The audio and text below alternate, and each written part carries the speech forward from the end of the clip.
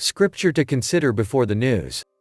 And he causeth all, both small and great, rich and poor, free and bond, to receive a mark in their right hand, or in their foreheads, and that no man might buy or sell, save he that had the mark, or the name of the beast, or the number of his name. Here is wisdom.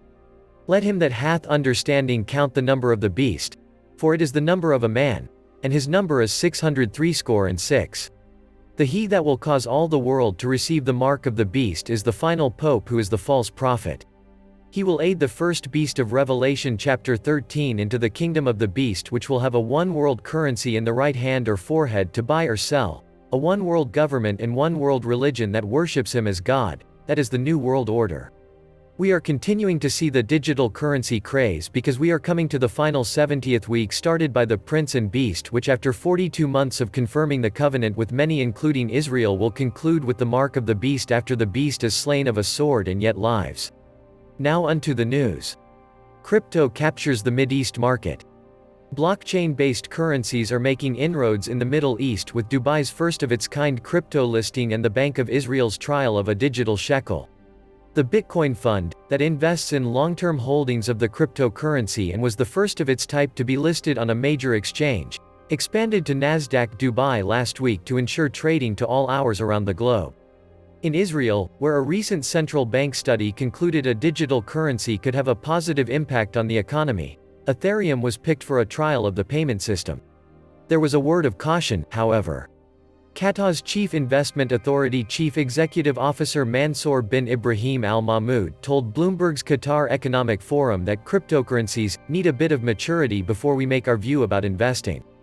Bitcoin has roughly halved from its mid-April high of almost $65,000. The coin started 2021 trading around $29,000 following a fourfold increase in 2020. In other news, Oman urges Israel to create independent Palestinian state. Scripture to consider. I will also gather all nations, and will bring them down into the valley of Jehoshaphat, and will plead with them there for my people and for my heritage Israel, whom they have scattered among the nations, and parted my land. The other big trend as we head into the last days will be the parting of God's land of Israel with the two-state solution. This parting looks to be a requirement for Saudi Arabia, the land of who is looking to beat the Prince of the Covenant and Beast. Back to the news. Oman's foreign minister told his Israeli counterpart he hopes Israel's new government will take concrete steps towards creating an independent Palestinian state with East Jerusalem as its capital, Omani state media said on Thursday. Oman's Badr al-Busaidi spoke by phone to Israel's foreign minister Yair Lapid, according to ONA, the state news agency of Oman, which has a long-standing policy of neutrality in the turbulent region and often acts as a mediator. In February, Busaidi said Oman was satisfied with its current relationship with Israel, even after fellow Gulf states the United Arab Emirates and Bahrain normalized ties with Israel last year under U.S.-brokered accords. Lapid will travel to the UAE this week in the first official visit by an Israeli minister to the Gulf state since they established diplomatic relations. He will inaugurate the Israeli embassy in Abu Dhabi and the Consulate General of Israel in Dubai. In related news, new Israeli government likely to expand Abraham Accords. Israeli Foreign Minister Yair Lapid is scheduled to travel to the United Arab Emirates this week, marking his first visit there since he became the country's top diplomat. The visit comes as Israel and the Biden administration seek to find common ground on mutual issues.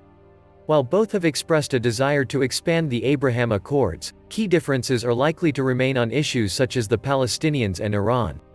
Israeli Prime Minister Naftali Bennett, like his predecessor, is opposed to the United States rejoining the Iranian nuclear deal, and the new government is unlikely to possess the political willpower to make any significant moves on the Palestinian front. The international move to offer Iran concessions has put countries like Saudi Arabia and the UAE on edge, not to mention Israel, and decreases their willingness to take diplomatic risks. As a result, the Saudis and Emiratis are again engaging with Tehran because they want to contain the damage of the revival of the nuclear deal, Reuters reported earlier this month. Earlier this month, The Washington Post reported that the Biden administration is considering appointing former ambassador to Israel Daniel Shapiro as a Middle East envoy to expand ties with Arab states and Israel. Shapiro is currently a distinguished visiting fellow at INSS. Appointing a special envoy to promote the Abraham Accords would be positive, and if it is Shapiro, that would be a good choice, said Yoel Guzhansky, a senior research fellow at Israel's Institute for National Security Studies. The combination of the Biden administration's emphasis on pushing the Palestinian file and the recent Gaza war means there may not be any momentum for new countries to join the Abraham Accords soon. These factors could keep Saudi Arabia on the sidelines, seeing no benefit from joining the accords. During his recent visit to the region in late May, Blinken told Palestinian Authority leader Mahmoud Abbas that America would reopen its Jerusalem consulate to the Palestinians and provide $360 million in support. In addition to causing more malign behavior from the Palestinians, this approach could also cool off other Arab states from joining the peace deal. The Saudis and other Arab states may be thinking, why join the Abraham Accords now and risk embarrassment if there is another Gaza war soon? Added Guzhansky, a non-resident scholar at the Middle East Institute and who previously served on Israel's National Security Council. He sees a significant risk that another Gaza war could break out in the not-so-distant future.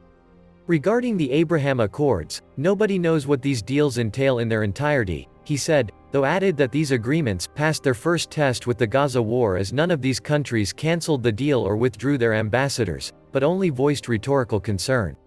With time, as the new government gains confidence, combined with international pressure, it could be that it would take a more active role in the Palestinian issue after it deals with passing a budget, he assessed. However, he warns that dealing with the Palestinian issue could also lead to the government's breakup in a year and a half to 2 years. For this reason, it is most reasonable to expect the new government to focus on expanding the Abraham Accords to more Arab and Muslim-majority countries, and for now, keep the divisive Palestinian issue on the back burner. Lastly, the National Guard just simulated a cyberattack that brought down utilities nationwide. This year's Cyber Yankee exercises simulated the increasingly likely scenario of cyberattacks crippling huge sections of the nation's infrastructure. National Guardsmen just completed a 2-week training exercise which saw them respond to a simulated cyberattack that took out critical utilities across the United States.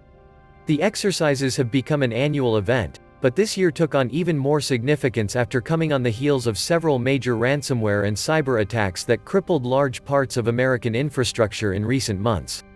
The exercises were part of the 7th Cyber Yankee, and training event that brings together guardsmen from throughout the New England region to test their responses against simulated cyber attacks. This year's exercises simulated a cyber attack that targeted utilities on the West Coast before spreading east across the United States towards New England. In addition to offering hands-on training on how to respond to active cyber attacks, the exercise was also intended to build cyber defense collaboration between the National Guard and private sector partners, the FBI, the Department of Homeland Security's Cybersecurity and Infrastructure Security Agency, the Federal Energy Regulatory Commission, and U.S. Cyber Command, among others. As recent events have shown, cyber attacks don't have to disable missile defense systems or satellites to inflict damage and cause major disruptions.